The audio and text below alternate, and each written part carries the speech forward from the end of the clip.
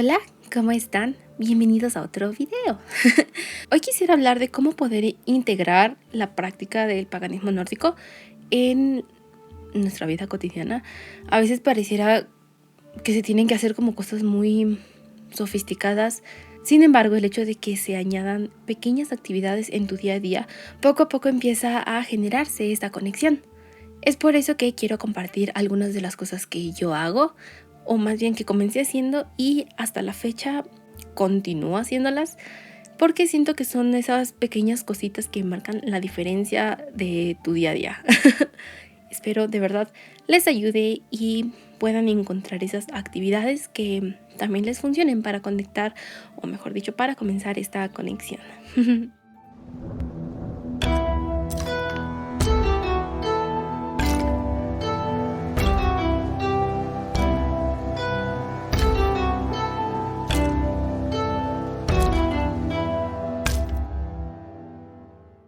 Una de las cosas que yo comencé haciendo es, o mejor dicho, ha sido hablar con las deidades. Sí, suena tal vez un poquito como extraño, pero el hecho de platicar, comunicarles cosas, me hace sentir genuinamente su presencia. Y además de eso, es muy bonito cuando sientes la forma en la que te contestan, porque no necesariamente tienen que contestarte con palabras. Sin embargo, a veces pequeños simbolismos a tu alrededor son esas claves o esas hints que demuestran que están entendiendo tu mensaje. Por ejemplo, algo que a mí me gusta muchísimo hacer es que cuando estoy en el techo viendo el cielo, me gusta muchísimo susurrar los nombres de las deidades. Tal vez no de todas, pero sí las que en ese momento estoy sintiendo como una enorme conexión. Y es muy bonito como cuando nombro alguna de ellas, algo en mi entorno cambia y es indescriptible el sentimiento que se genera, porque de verdad sientes cuando te están respondiendo y es muy muy bonito. Otra cosa que en lo personal me gusta muchísimo hacer es sacar una carta de tarot. Por lo regular utilizo, tengo diferentes mazos. Sin embargo, específicamente para mi práctica del paganismo nórdico, utilizo un mazo que es de vikingos, pero no lo uso por esa razón. Realmente fue muy curioso porque cuando lo conseguí, no sentí una conexión como tal para poder hacer lecturas, y como que me costaba muchísimo hacerle lecturas a otras personas. Y tiempo después me di cuenta que era más bien el hecho de que yo conecté con ese mazo más a nivel personal que realmente para poder hacerle lecturas a terceros.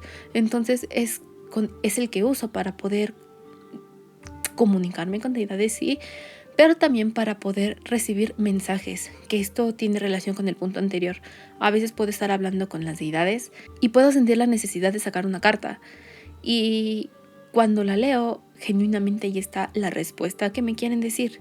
Insisto, esto no es algo que a lo mejor haga todos los días, pero sí, por ejemplo, puedo estar en un momento cualquiera y de repente simplemente sentí la necesidad de sacar una carta específicamente con este mazo, y así yo sé que es un mensaje que me quieren dar, por ejemplo.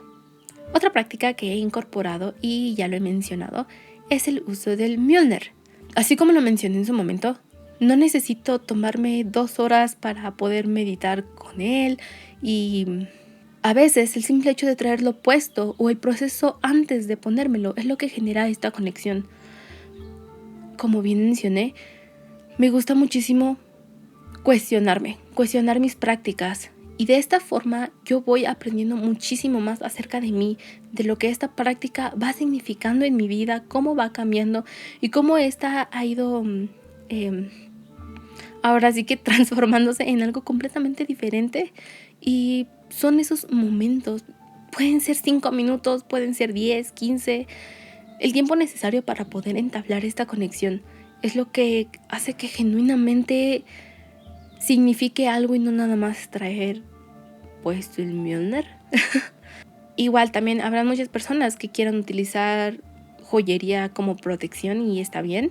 Sin embargo, considero que es muy bonito cuando puedes entablar una conexión con el símbolo de esa pieza, de esa joyería, con tu práctica.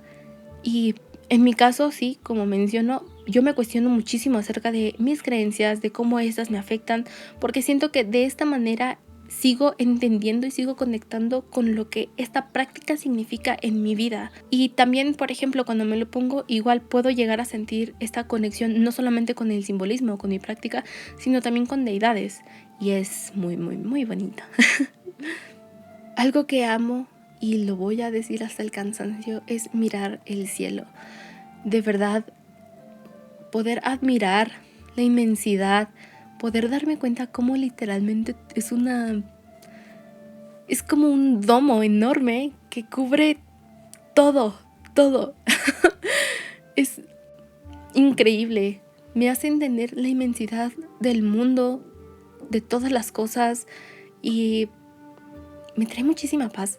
Y siento que esos momentos son los que me ayudan muchísimo a poder tener mis pies en la tierra y ser consciente de todas las cosas a mi alrededor.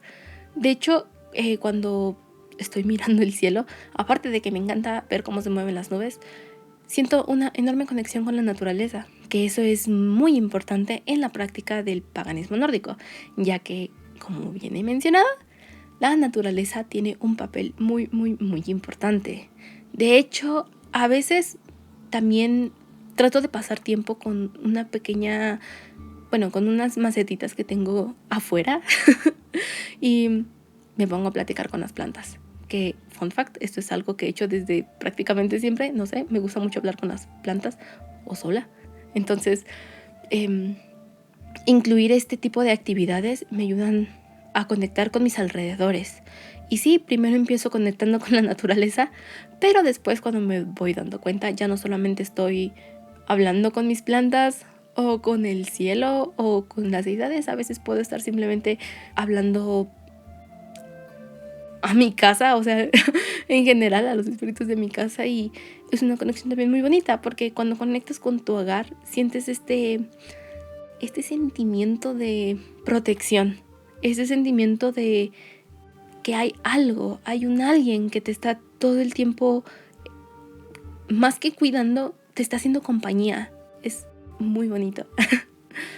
Otra actividad que suelo hacer es leer. Me gusta muchísimo leer, y específicamente cuando estoy leyendo algún texto sobre mitología nórdica o acerca de la cultura nórdica, me gusta muchísimo poder tener un espacio y tiempo dedicado exclusivamente a esa lectura. E inclusive llego a convertir este tipo de actividades, como el aprendizaje o el leer, como una forma de agradecimiento, como una ofrenda. Y es que las ofrendas no necesariamente tienen que ser de carácter físico.